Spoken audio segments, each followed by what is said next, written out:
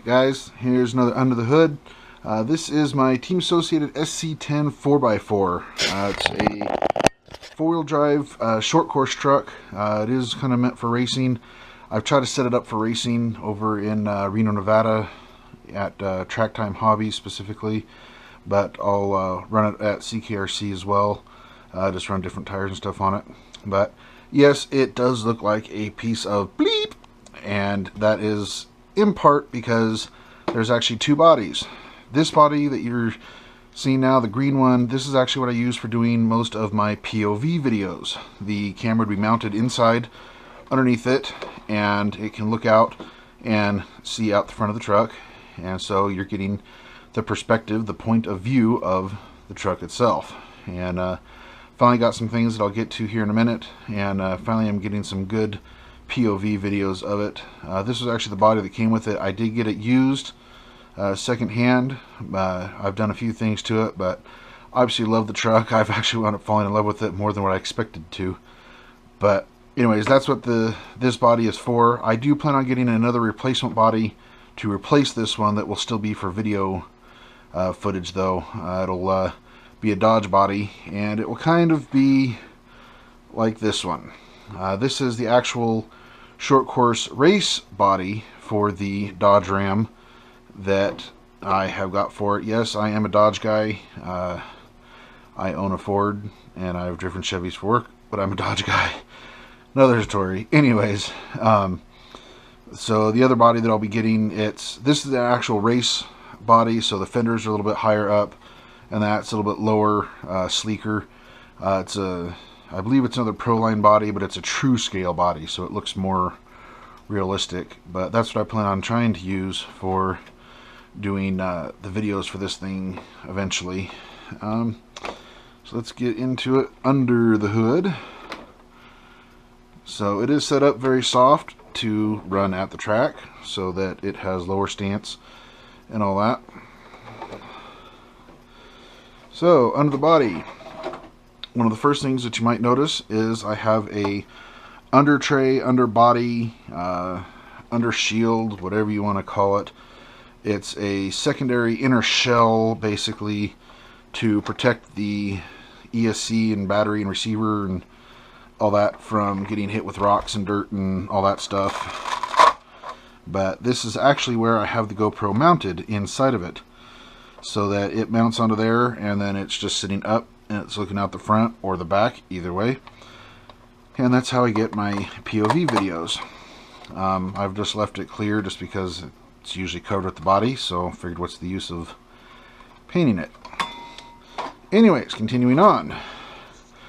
Underneath, I have it set up in a more conventional setup.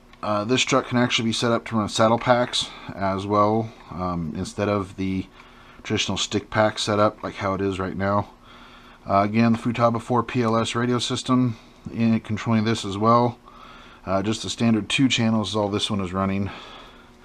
Castle Creations, I love Castle and I love RPM stuff. Again, Castle Creations, this is the actual SCT system, so it's roar legal and approved and all that.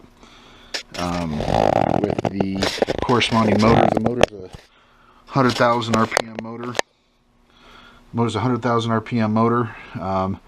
I don't know for sure how fast it spins with this thing, but it will get up and go. It'll probably do a solid 40 miles an hour in its race trim setup, like how it is right now with just single body on it. Let's see, I do have a Savox steering servo in there. I don't remember exactly which one. Actually, it's the SC1257 TG, so it is a Metal Gear higher speed. I want to say it's got like a 0.06 transit speed, and I want to say it's 120 to 150 ounce per inch of torque. In this, it works beautifully. I've had no complaints. Got it. It is extremely fast, and I absolutely love it. I've done so many videos with this thing now, it's hard to find one that I haven't done. But this is what it actually looks like under the hood. This was, like I mentioned, I did get this used. And this was actually, I believe, the factory team edition. You're seeing a few blue screws and stuff, and the links down here. I believe that is from the Factory Team Edition. I've changed a lot of them out to steel just because I've had issues with this blue, which is actually aluminum, stripping out on me. So I've put steel back into it. I have actually found a set of titanium screw set that I'm planning on putting into here. I've put, you can't see it, but this is actually a pin that goes from this end to this end that holds the shock to the shock towers, and I've actually replaced those front and rear with titanium ones, and that is what I plan on going to on this, because titanium stronger than steel, light as aluminum, so hey, it's good for me. And with this being a race truck, hey, it's even better yet. I have kept the water resistant servo box in here. It doesn't have all the sealing and stuff, but it helps to keep the receiver from getting too much moisture and actually causing damage. This is four-wheel drive, so I can spin the one wheel and you see the front wheel spinning. And this one is a little bit different because it's actually belt driven, not shaft driven like all your four-wheel drives that you see. There's actually a belt inside this housing, and the motor comes through. There's a spur gear underneath here that goes directly into the rear transmission, but then on the spur shaft is a belt tensioner system that runs up to the front to give the front power. And so it has a system in it associated, I believe they kind of invented it, but it's called a clicker system, so that you can actually adjust braking and that with the belt tension, so that I can hit full brake. I'll get full brake on the rear, but I can adjust the brake, how much brake I get on the front. And I haven't really messed with it a whole lot. I just have it locked to full-time four-wheel drive, full-time four-wheel braking, and that's how I tend to run it. Just like to be sure I'm going to stop when I want to stop, and it's going to go when I want it to go. So other than that, it is pretty well mostly stock. Yes, you are seeing axial wheels on here. Hankook Dynapro MT. They actually came off of, I believe it was an XO1 that I actually traded this for, that had another set of tires, and so I put these tires on here just because I have racing tires and I didn't want to run racing tires for my daily cruising with it. So that's what I put these on here. The fronts are a little bit narrower, but this thing still turns insanely good. So on the bottom, for racing, has a very smooth chassis all the way front to rear. It is dirty from running at the track, thankfully. And again, this is part of my obsession. RPM arms, front and rear on it, so I don't have to worry about it braking. I've actually done some pretty incredible tumbles with this thing.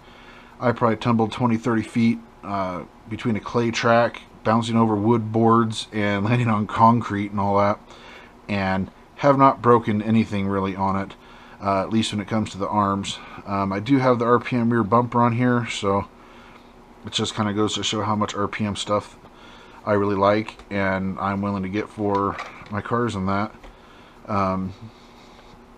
The battery would sit in here, has foam in here to change the position, whether you want it towards the front or towards the back. I run it towards the front to try to give me as much steering as possible. I like the rear end of my race vehicles to be slightly loose, not a whole lot, but just to help with being able to throw that rear end around when it comes into a corner and that. But overall though, I love this truck. I've actually fallen in love more. I fell in love with it more than what I expected to since I got it. Seems like it's just a good size truck to be able to take out and just throw it out there and just run it for a little while. So I do use it, play with it as a basher, and then I can take it to the track and run it as a racer as well. So I think that's kind of neat to be able to do this with. I have raced at LSR Raceway, either Raceway or Speedway in Sacramento, and I actually had one of my settings incorrect on it. I had turned down my throttle endpoint so that I could let somebody younger drive it, some kids drive it, and so needless to say, I didn't do too well. I do have videos uploaded of that. I was actually cut down probably close to 50% at that point. And now that I've discovered that, because I'd forgotten about it at the time, that's why, and corrected it, it does really, really well. Something else that, I don't know if you can see it in here, but this actually has sway bars in it, and I'm only running the sway bar on the rear. I talked to a guy at Track Time who has raced RCs professionally, and so he suggested to run just the rear sway bar in it, don't worry about the front, and that did help dramatically, and I'm still doing it. Anyways, yeah, so this is my Associated SC10 4x4, and I absolutely love it. This is kind of the geek in me. I was trying to do kind of a Knight Rider theme from the 80s with David Hasselhoff. Some of you guys will remember that show, other ones won't. But that's kind of why the black body, and then the wheels are black with silver edged rings on them, because that's what that car in the 80s had. I do actually have a light that I could mount into the front that would actually go back and forth, but because this is a race truck, I'm not going to push that far. I might get something else like a slash or something like that and do it in that one. But I have actually raced slashes and even some technos, and in practice I have actually been able to beat them. It hasn't been an actual race, but practicing I was able to beat them with this. Weight wise, I am quite a bit lighter than what they are. I think that's in part because the belt drive system, it doesn't have all the metal in it that most all the shaft drives run. But it's actually a very quiet truck. Some of the videos, if you look at some of my other videos, I've ran this thing at night several times, and it's not loud at all compared to some that I have heard that are four-wheel drive. They seem like they were pretty loud for being electrics, but that's my own opinion. So anyways, this has been the underhood look of what I call my Ram runner, again, because it does have the Dodge body and runner for like a pre-runner like you see at the Baja 1000 and stuff. So anyways, this has been my under the hood for the Ram runner, and hope to see you guys soon in the next one. See you guys then. Thanks for watching. Bye.